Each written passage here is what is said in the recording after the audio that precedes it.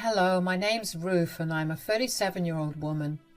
I recently got custody of my nieces and I want to share with you how that came to be.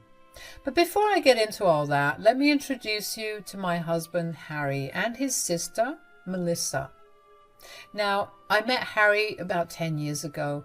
We happened to meet through some mutual friends and we quickly took a liking to each other. He was the perfect person for me, and after 4 years of dating, we decided to tie the knot. We bought a house together and things were going great for us. We were doing well career-wise and we lived very comfortable lives. Enter Melissa, Henry's sister.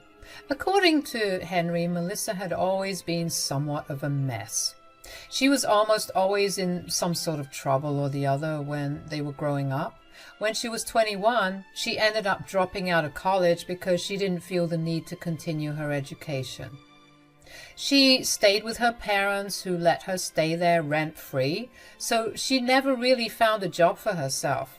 She lived with her parents until she was 27 when she got pregnant by her then boyfriend.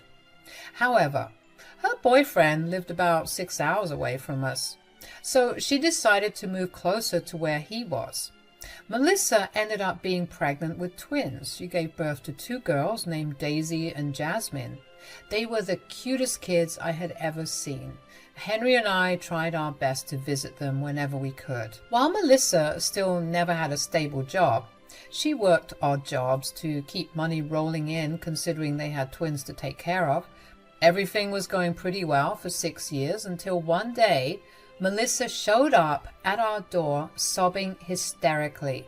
Henry was the one to open the door and he was shocked to see her crying.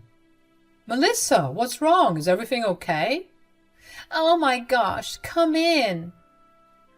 "Brad is divorcing me." "What? How come?"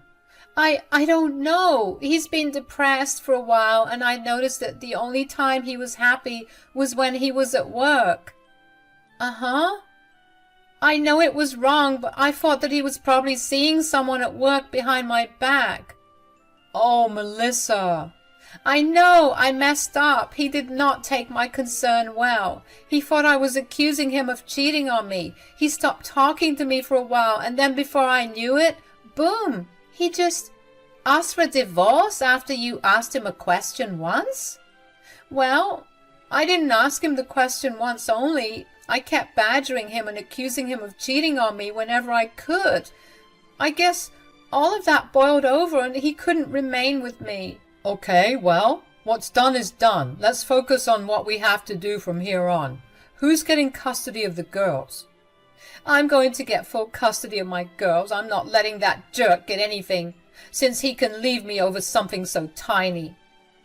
"I don't mean to sound rude, but are you sure that it would be best for you to have full custody of the girls?" "What do you mean? Are you saying that I should leave the girls with their absent father?" "No, Melissa. What she's trying to ask is if you're going to be able to raise them when you don't have a job or anything to fall back on." "I'm going to fight for child support and alimony from Brad, and I'm going to get a job at your local diner right after I move back here." "Oh, okay, that's a plan for sure. Where are the girls right now? How are they?" "Well, they're devastated. They want to spend as much time as they can with Brad." "Okay, why don't you spend the night here, and then we can figure everything out tomorrow." "And Melissa, if you need anything from here on, feel free to ask us. You're our family." "Thank you so much. This means a lot to me." I'm not going to lie and say that I wasn't worried about how things were going to pan out. I mean, I wasn't holding out much hope for Melissa, but she was my family and I wanted to support her. Over the next few weeks, Henry and I helped Melissa find a place of her own. Melissa and her boyfriend had been in a fierce divorce battle, and eventually Melissa managed to squeeze alimony and child support out of her boyfriend. He, in turn, was so mad that he decided that he wanted nothing to do with Melissa or his children. And so that was the end of Daisy and Jasmine's relationship with their father. I helped Melissa find a job in our area. I had a few friends who worked in various food joints, And a lot of them were more than willing to help Melissa because she was my sister-in-law. For the first time, I saw Melissa actually working hard. Henry and I would go over to her place almost every day to check in on her and the girls. She seemed to be doing fine, except that she always looked tired. I kept reminding her that if she needed anything, I'd be there to help her out. She didn't take me up on my offer immediately, but about 3 weeks after she moved to our area, she finally came to my door one day and asked me for help. "Oh, hey, Melissa." "Hi, Ruth. Look, I'm so sorry, but I really need your help." "Of course. What do you need help with?" "I have to cover a few more shifts ever since, I've barely any time to be at home, let alone take care of the girls." "I can't imagine what it must be like for you." "Right. So I was wondering if I could drop the girls off here for a few hours. I'll be back to pick them up as soon as I'm done with work." "You want to drop them off right now?" "Yeah, I can't afford a babysitter. What am I talking about? I can barely even afford to feed all 3 of us. Do you think you could help me over the next few months as well?" "Yes, of course. Anything to make your workload lighter. Although I would appreciate it if you gave me a time schedule for when you expect me to look after the girls." "About that, I know that this is a big ask, but I was wondering if you could watch them every day from around 2 in the afternoon to 8 in the evening." "That is a big ask. My shift starts at 2:30 and I can't really do anything, Ruth. Please, I really need your help." "Fine, but you cannot keep relying on me to babysit the girls every day. I love them to bits, but I am not their parent. You need to come back as soon as your shift is over, got it?" "Of course. You're a lifesaver. I promise to find a way to pay you back for helping me out so much." "Nonsense. You just get back on your feet and provide a better life for yourself and the girls. Now, where are the girls?" "They're in the car. I'll be back by around 8, if that's okay." "Of course. I'll feed them dinner too. Any allergies that I should know of?" "Nope. They're good to go." "All right then. Call them over." Melissa and I worked out an arrangement after that day, since not only did the girls enjoy their time with me, but it also gave Melissa peace of mind when it came to the safety of her children. Melissa would drop the kids off at my place every afternoon, an hour or so after I returned home from work. She would then pick them up at around 8 p.m. I fed and bathed the girls and also made sure they did their homework. I loved it. Henry and I never really took the idea of having our own kids seriously, but taking care of Daisy and Jasmine made me feel like I was doing something that I was always meant to do. It felt like I had finally found what I felt was always missing from my life. I mean, I know that kids are bigger commitments, but I really did begin to entertain the idea of asking Henry if we should look into either trying to have a child or even adoption. Anyways, this arrangement of Melissa and I's continued for the next 3 months. It became routine at some point, and I was happy with it, and so were the girls. If I'm being totally honest, though, a huge part of me did feel bad that Melissa always spent all her time working. For some reason, she never got any weekends off because she needed all the extra hours she could get in order to make more money. I knew that she had 2 girls to look after, and that only made me sadder because she was so busy working that she was missing out on watching her children grow. Henry and I were constantly talking about how we wanted to help Melissa out, but every time we tried to broach that topic with Melissa, she'd freak out and accuse us of shaming her for being poor. Eventually, we just stopped and decided to let things carry on the way they always did. However, I did begin to notice something over the months since the arrangement was made. Daisy and Jasmine would always seem so hungry when they came over to my place. I'm talking eating like a pig kind of hungry. They'd eat almost every hour, and while I was never one to say no to them regarding food, I was very concerned about how famished they were every single day. They seemed lethargic all the time and constantly took naps because of how full they were from all their food. I never commented on it because I didn't want to shame the girls, but I made sure that I stacked my pantry with only healthy, nutritious food so that at least the girls were not hurting their bodies. One particular day, the girls came over and ate 2 huge bowls of pasta, and only an hour and a half later, they each ate 2 yogurt parfaits. I was genuinely getting concerned, and while they were napping, I contemplated bringing it up with them. But when they woke up, they asked me if we could do some art together. I took them to the park and we had a little picnic art date. When we got back home, Melissa took the girls back home and thanked me for taking care of them. Henry was working late that day and only got back home an hour and a half after the girls had left. After he freshened up, we sat down to have dinner together. He asked me how Daisy and Jasmine were. "How were the girls today?" "They were sweet. They wanted to do some art today, so I took them to the park and we painted for a while.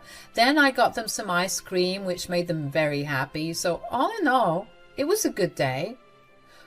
What kid wouldn't be happy with ice cream? I know that when I was a child, I would beg to have ice cream every single day. It's not like you still don't do that. Hey, it's not my fault that I crave something sweet and cold every day.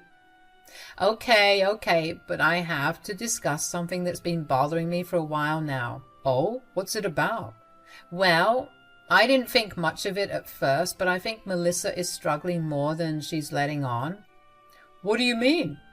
It's just that the girls always look like they're starving whenever they come over. They wolf down their food like they haven't eaten in a day. I mean, is it possible that they just have faster metabolism since they're kids, which makes them hungry faster? I did think about that, but this is very different. That was the only thing I noticed at first, but then I noticed how they'd eat so much in one sitting, way more than they used to when they first started coming over. That does seem odd. Yeah, I'm really concerned about the way they're living. Do you think we could talk to Melissa about this? Maybe offer to help her out a little? No, you know what she's like. She's got a pretty big ego, and suggesting helping her when she's struggling is going to make her angry. I know, but I just really want to do something for those kids. This is exactly how people develop eating disorders and all the health complications that come with it. You're right. But we need to do things a little differently. What if you just cooked extra food for them to take home for dinner and breakfast? That's a brilliant idea. I'll also toss in some snacks in case they get hungry before they get here. Yeah, I'm sure they'll be beyond grateful for your help. What about Melissa? Do you think she'll be offended? Well, I doubt she will be. We're only giving them food, which we can play off as leftovers. I'm sure that she'll be grateful for our help. Okay, that's good. I'll make some extra food starting tomorrow. After that conversation with Henry, I began to make extra food and keep them in separate containers in the fridge so I could give it to the girls. I made sure that I played off the food as leftover food. At first, Melissa did look offended that I was giving them leftover food, and she did try to pick a fight with me for it. But eventually, she just let it go and accepted the food without saying anything about it. I kept that up for a while, and the girls were finally looking healthier, and they seemed happier than before. They had so much more energy to do all the things they needed to do, and I was happy to see them thriving. One day, the girls came over and immediately after lunch fell asleep because they had a tiring day at school. I had nothing better to do, so I decided to go check on Melissa. I figured if I was a customer, she wouldn't mind me tipping her and helping her out that way. Besides, I also wanted to meet my friends, Riley. Riley was a long-time friend of mine, and she was the first to respond when I asked my friends if they could help Melissa find a job. Riley was the manager of the restaurant she worked at. I figured that since Melissa had been working there for long enough, it wouldn't be any harm to ask her if she could give Melissa a raise.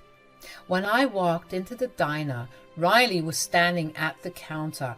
She looked surprised to see me there, and she walked up to me and greeted me with a big hug. Riley, hi. Oh my gosh, Ruth, it's been a long while since we met. How are you?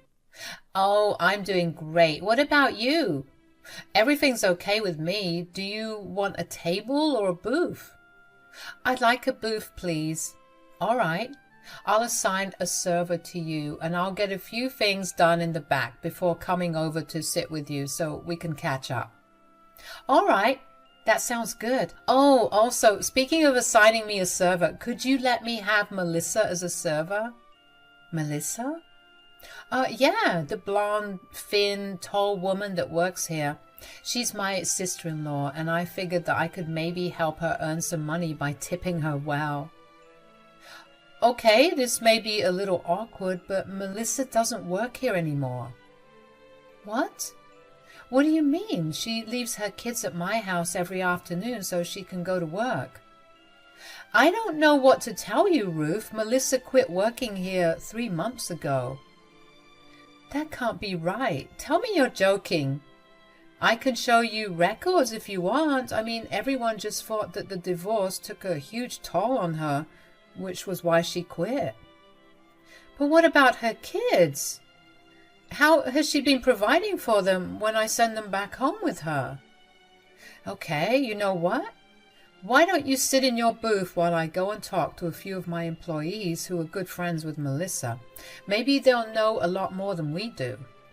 Thank you. I'm so sorry that I'm asking you to do this for me, but I really am just worried for my nieces. There's no need to apologize. Let me get you your information. In the meantime, enjoy a milkshake on the house. The only thing I could sense when Riley told me that Melissa stopped working there was a loud ringing in my ear. I don't know if that was because of how angry I was or just how genuinely shocked I was. Either way, I sat in my booth, head in my hands, and just kept replaying what Riley had told me. I tried to deny what I found out because, come on, what mother would do that to her kids? But no matter how hard I tried, the information just kept playing around and round in my head. Then I began to piece together all the things I noticed that I chalked off to Melissa struggling to make ends meet. All those times that I pitied her, she was just sleeping with her ex. While her daughters struggled every single day, she just dropped them off and went to play hooky with some man. I felt so incredibly angry with Melissa and so anxious for the girls. No matter what happened, I knew for a fact that I could not let Daisy and Jasmine remain in the custody of Melissa. Melissa clearly only cared for herself and was not afraid to throw her daughters under the bus for it. Eventually, I was broken out of my thought spiral by Riley. Hey, you look frazzled. Yeah, well, I just feel an insane amount of panic. These past 3 months, Melissa's girls have been showing up at my place starving. I just thought that it was a result of Melissa struggling to make ends meet, so I never commented on it. But to find out that she hasn't been working is making me feel sick for the girls. Oh boy, you're not going to like what I found out then. But before that, did you try to reach out to her in any way right now? No, why? Okay, because if you want those girls, well, taken care of, you need to get all your evidence right. What are you talking about? I spoke to one of Melissa's shift partners. They were really close up until 3 months ago when Melissa quit. When she quit, she apparently cut all ties with everyone that worked here. But before that, she had been very open with this one girl, and she told me that Melissa reached out to one of her old boyfriends from high school. Oh no. Yeah, she reached out to him as soon as her husband asked her for a divorce, and she's been shacking up with him ever since. I remember her missing quite a few shifts and sometimes showing up really late, and she never gave me a clear reason for it. I guess this was the reason. Oh my God, the nerve of that woman, not only to string me along to take care of her kids, but also to neglect her daughter so that she can mooch off some old fling. I guess it's always the people you least expect.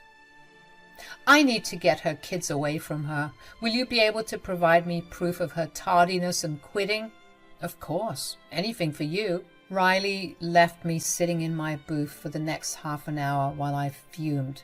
I could not believe the audacity that Melissa had. Poor Daisy and Jasmine was suffering while she was busy trying to get in bed with her ex-boyfriend. Riley came by my table again and dropped off the proof of Melissa's letter of resignation, along with all the write-ups that she was given for being late. There were so many write-ups dating back to when she got her divorce. I asked Riley why she didn't just fire Melissa, and Riley told me that she was just sorry for Melissa, especially with her having kids and all. I thanked Riley for her help and went back home. By the time I reached back home, Daisy and Jasmine were awake. I fed them, and when they were appropriately awake, I gently asked them how Melissa had been treating them. At first, they seemed shocked that I asked, and they tried to cover for their mother. But I told them that I knew about Melissa not having a job, and I noticed how they were always hungry when they came over. Eventually, Daisy broke down and told us about how Melissa would come to pick them up from our place and drop them off back home before leaving them there again to go somewhere. She would only return the next afternoon and pick them up to drop them off at my place. They had no food at home because Melissa never had the money to go grocery shopping, so they would wait till they came over to eat as much as they could. I was beyond astounded. These poor girls had been going through so much. I held back my emotions because I didn't want them to think that I was angry at them, and instead asked them if they would be okay with staying with me and Henry. They seemed ecstatic about it, so I called Melissa and told her that the girls wanted to have a sleepover here, and she was more than happy to let them stay with me, obviously. I called Child Protective Services and informed them of what had been going on. They got in touch with the girls' father, and he told them clear as day that he wanted nothing to do with them. That left me and Henry next in line as their potential custodian. I provided CPS with all the proof I had of the girls coming over every day, including security footage of when Melissa would drop them off and pick them up from my front door. I gave them the letters that Riley had given me, and they asked Daisy and Jasmine for their statements. It didn't take long for CPS to contact Melissa and tell her about what was happening. Henry and I were given temporary custody of the girls until Melissa got her act together. Melissa was furious, and she called me to tell me as such. "You did something here, didn't you?" "I have no idea what you're talking about." "You called the CPS on me. Why would you do something like that?" "I didn't do anything." "Oh, really? Then why was I told that a relative of mine made the complaint?" "Fine, maybe I did make the complaint, but I had every right to do it. I have proven myself to be a good caregiver for both of them, something that you have not been able to do." "So you just call CPS on me for not being able to provide for my girls? Was it not enough to see me suffer through my divorce that you have to take away my only rays of light?" "Don't be overdramatic, Melissa." "I'm not being overdramatic, you freak. You took away my little girls. They are the only reason that I'm even managing to go through all my struggles." "What struggles are you talking about? Quitting your job, tossing your kids at me so I can take care of them, shacking up with your high school ex-boyfriend? Are any of these your struggles? Because let me enlighten you, none of these are problems. How? I happened to visit the diner you used to work at just to give you some moral support.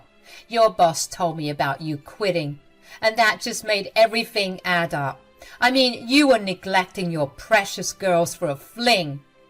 So, you were following me? What I do in my time is none of your business, and that gives you no right to make life-altering decisions for me either."